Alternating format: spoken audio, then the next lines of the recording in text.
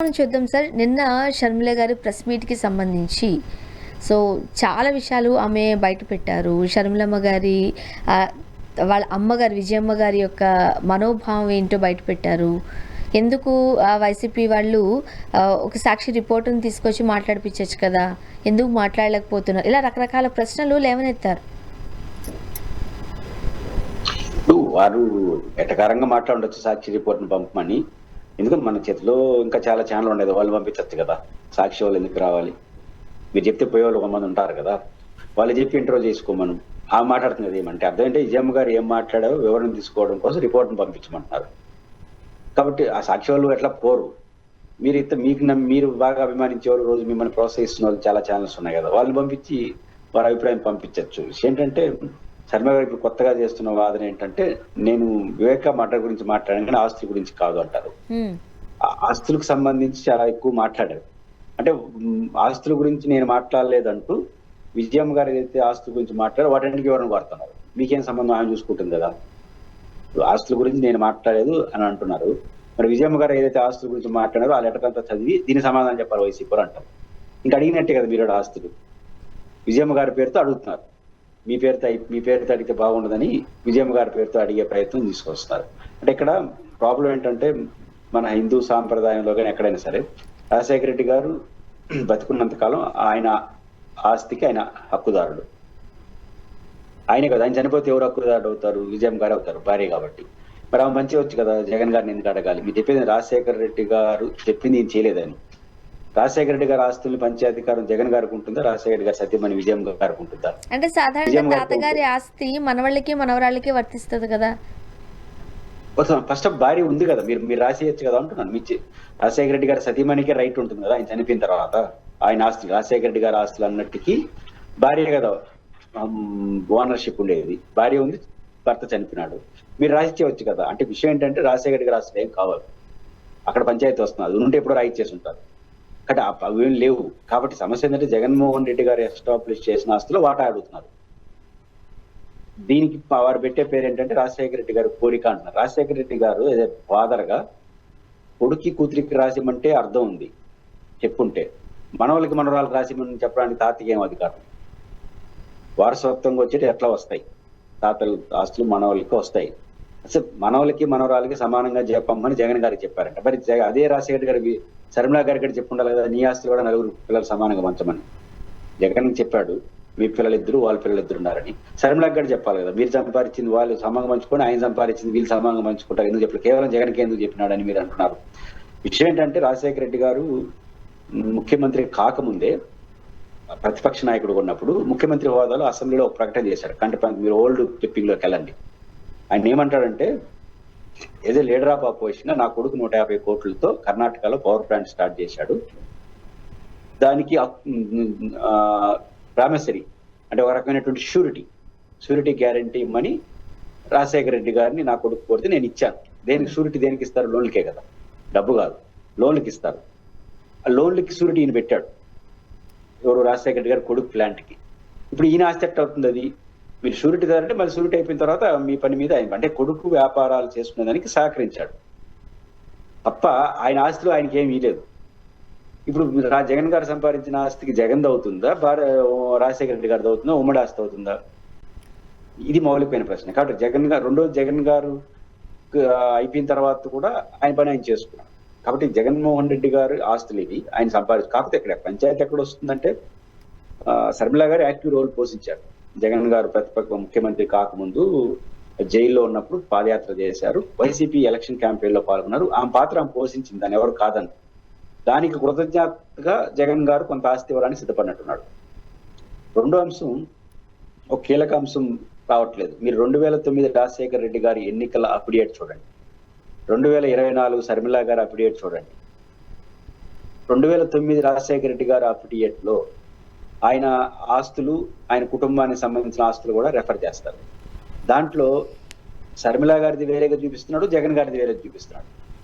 ఎందుకు కలిసి చూపించలేకపోతున్నారు?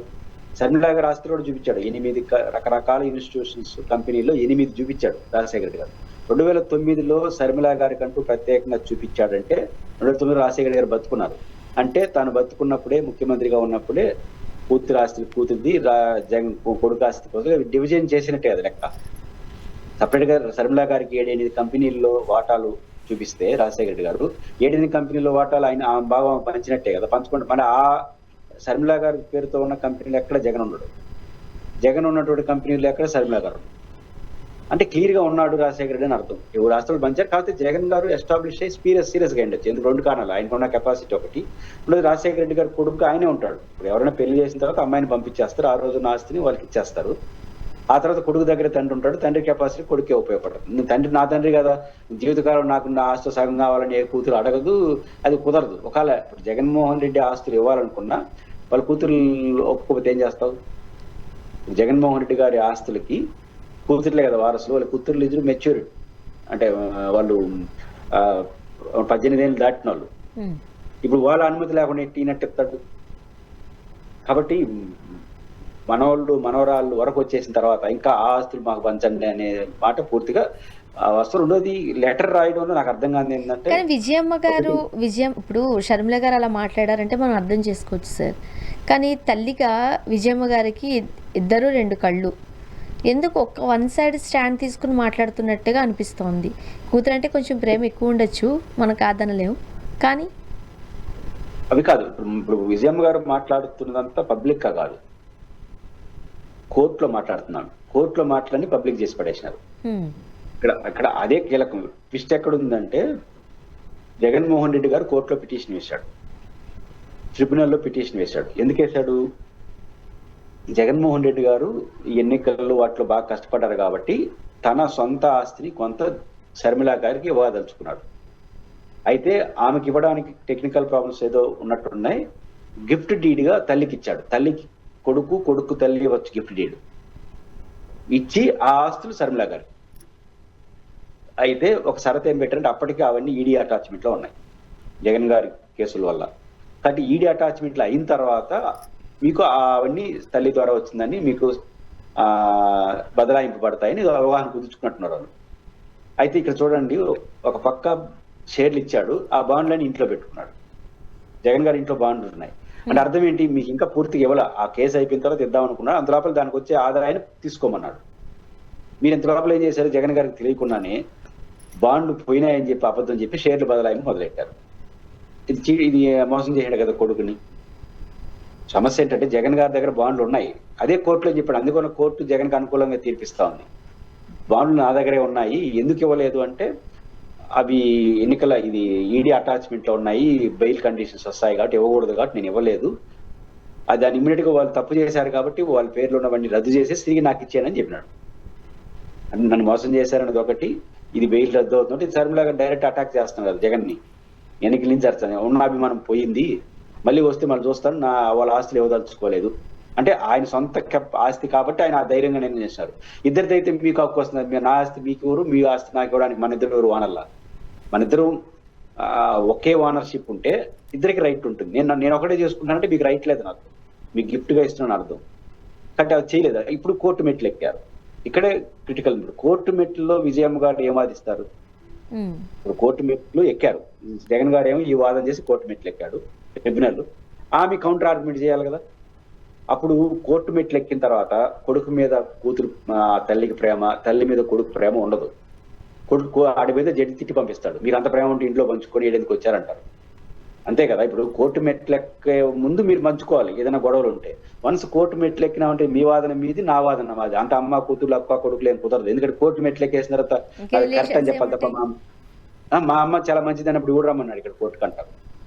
మీ అమ్మ మంచిది అని ఈయనని మా కొడుకు మంచిది అన్నట్టు ఇద్దరు పంచుకొని బయట ఇంటి కిందకు వచ్చారు జడ్జి అంటాడు. అది తేకనే కదా మీ దగ్గరకు వచ్చింది. కాబట్టి కోర్టులో ఏమైతే ఆర్గ్యుమెంట్ చేస్తున్నారో ఆర్గ్యుమెంట్లని ప్రజా కోర్టులో తీసుకొచ్చేసినారు. ఆమె బయట మాట్లాడుతుంది, బయట మాట్లాడితే వీడియో తీసి మాట్లాడచ్చు కదా, ఆమె మాట్లాడచ్చుగా, సాక్షి కాబట్టి కూడా వస్తాడుగా.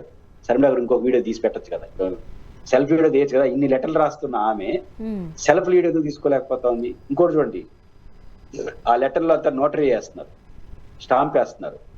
అంటే అర్థం ఏంటి? లెటర్లో కూడా పబ్లిక్ రాసే లెటర్లో స్టాంప్ వేస్తారా, సంతకం పెట్టి పంపిస్తారు. అంటే అర్థం ఏంటంటే కోర్టులో చేస్తున్న వాదనల పేపర్లని లేదా కోర్టులో చేస్తున్న ఆర్గ్యుమెంట్స్ అన్నిటిని కోర్టులో ఖచ్చితంగా జగన్కి వ్యతిరేకంగా చేస్తున్నా, నన్ను మోసం చేశాడని చెప్తుంది. లేదు నన్ను బాగా చూసుకుంటాడు నా కొడుకు, ఆయన కోర్టులో పిటిషన్ వాదిస్తారా? ఈయన వాదిస్తాడా? పోనీ మా అమ్మ కరెక్ట్ అనేసి కాదు, ఇది నా హక్కు అంటారు, వాళ్ళు మోసం చేశారంటారు. లేదు నా కొడుకు కోర్టులో గొడవలన్నీ తీసుకొచ్చి ఆర్గ్యుమెంట్ అనేది తీసుకొచ్చి ఇదిలో పెట్టి అమ్మ కొడుకు సమస్యగా మార్చారు.